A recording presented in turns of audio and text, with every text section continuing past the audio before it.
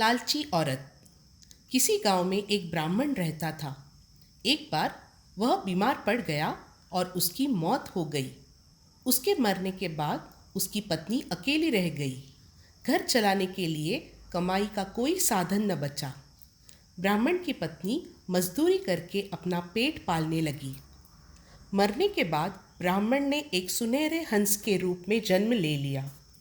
एक दिन उसके मन में अपने पत्नी से मिलने का विचार आया, इसलिए वह अपने पुराने गांव में चला आया। वहां आकर उसने देखा कि उसकी पत्नी बहुत निर्धनता में जीवन बिता रही है। हंस को बहुत दुख हुआ।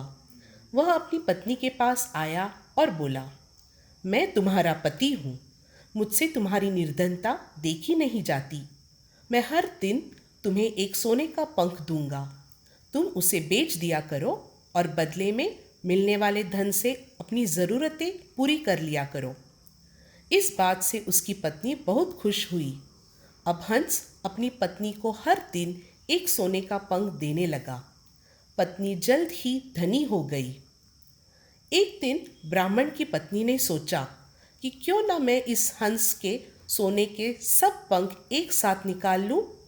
इस प्रकार मैं एक ही दिन में गांव की सबसे अमीर औरत बन सकती हूँ। यही सोचकर उसने हंस को पकड़ा और सारे पंख नोच नोच कर निकालने लगी। हंस ने जी जान लगाकर अपने को किसी तरह छुड़ाया और हमेशा के लिए उड़ गया।